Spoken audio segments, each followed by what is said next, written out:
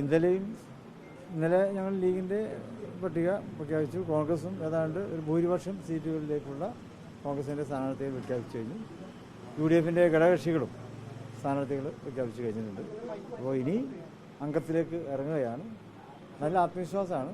ലീഗിൻ്റെയും കോൺഗ്രസിൻ്റെയും ഒക്കെ മറ്റു ഘടകകക്ഷിയുടെയൊക്കെ സ്ഥാനാർത്ഥി ലിസ്റ്റ് കാണുമ്പോൾ തന്നെ അത് കാണുന്ന ആർക്കും വിജയപ്രതീക്ഷ അതിൽ പ്രകാശിച്ചു നിൽക്കുന്നത് കാണുവാൻ കഴിയും. അതിലൊക്കെ ഞങ്ങൾക്ക് നല്ല സന്തോഷമുണ്ട്. ഞങ്ങളോടൊപ്പം ചേർന്ന് നിന്നിട്ടുള്ള ആൾക്കാരാണ്. അതായത് ചെറുപ്പക്കാരായാലും മുതിർന്നവരായാലും രാഷ്ട്രീയ മേഖലയിലും എന്നതുപോലത്തെ മറ്റ് സാമൂഹിക സാംസ്കാരിക മേഖലയിലൊക്കെ നിറഞ്ഞു നിൽക്കുന്ന വ്യക്തിത്വങ്ങളെയാണ് UDF സ്ഥാനാർത്ഥികളായി പ്രഖ്യാപിച്ചിട്ടുള്ളത്. അപ്പോൾ അതൊക്കെ തന്നെ ഞങ്ങൾക്ക് വലിയ വിജയപ്രതീക്ഷ നൽകുന്നുണ്ട്. ഇപ്പോൾ ഇവിടെ തന്നെ ശ്രീ ബലറാമുണ്ട്, അഭിജിത്തുണ്ട്, പ്രിയപ്പെട്ട കരീം ചേലേരുണ്ട്, ജയന്തി രാജനുണ്ട്. ഇവർ തന്നെ നല്ല ഉദാഹരണങ്ങളാണ്. ചെറുപ്പക്കാരാണ്. അതുപോലെ തന്നെ പാർലമെൻ്ററി ജീവിതത്തിൽ ഏറെ സംഭാവന നൽകപ്പെട്ടിട്ടുള്ള ആളുകളാണ് ഇവരെല്ലാവരും. ഓരോ സ്ഥാനാർത്ഥിയെയും ഞങ്ങൾ തിരഞ്ഞെടുത്തിട്ടുള്ള അത്തരം പ്രത്യേകതകൾ കണ്ടുകൊണ്ടാണ്. അപ്പോൾ അത് ജനങ്ങൾ അതേറെ സന്തോഷത്തോടെ സ്വീകരിക്കുമെന്ന് തന്നെയാണ് ഞങ്ങൾ പ്രതീക്ഷിക്കുന്നത്. അതോടൊപ്പം തന്നെ അതൃപ്തിയും അദ്ദേഹം ഫേസ്ബുക്കിലൂടെ പ്രതികരിച്ചു. ഇല്ല, അത് സ്വാഭാവികമായിട്ടുള്ള പ്രതികരണമാകും. അത് പാർട്ടിയുമായി കൂടിയാലോചനയൊക്കെ നടത്തുമ്പോൾ അവർ അവർക്കൊക്കെ കാര്യങ്ങൾ മനസ്സിലാവും.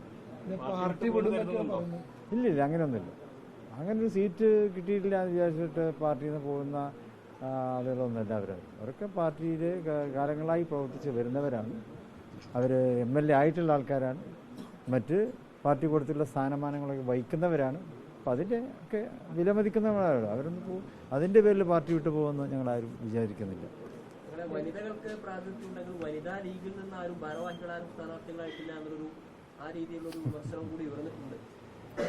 ലീഗുകാരായ പുരുഷന്മാരുടെ ലീഗാണ്, ലീഗുകാരായ വനിതകൾ വനിതാ ലീഗാണ്.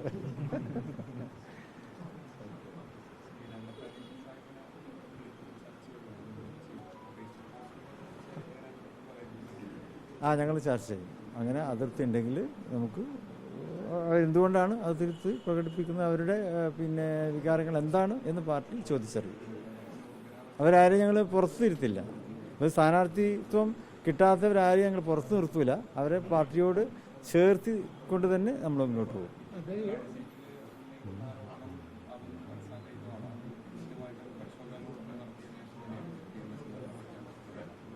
അല്ല, ഇന്നലെ പ്രഖ്യാപിച്ച 25 സീറ്റുകളിലും നമുക്കറിയാമല്ലോ എല്ലാ വിധത്തിലുള്ള പരിശോധനകളും കഴിഞ്ഞതിന് ശേഷമാണ് ആ 25 സ്ഥാനാർത്ഥികൾ ഞങ്ങൾ പ്രഖ്യാപിച്ചത്.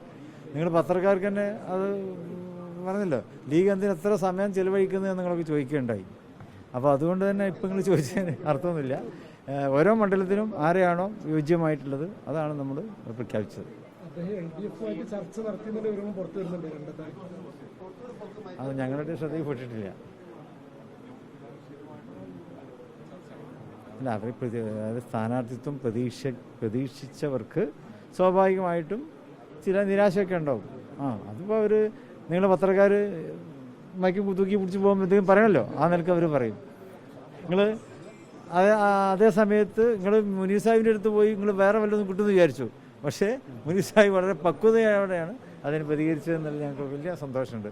അദ്ദേഹവുമായിട്ട് കാര്യങ്ങളൊക്കെ കൂടിയാലോചിച്ചതിന് ശേഷമാണ് നമ്മൾ സ്ഥാനാർത്ഥി ലിസ്റ്റൊക്കെ പ്രഖ്യാപിച്ചത്.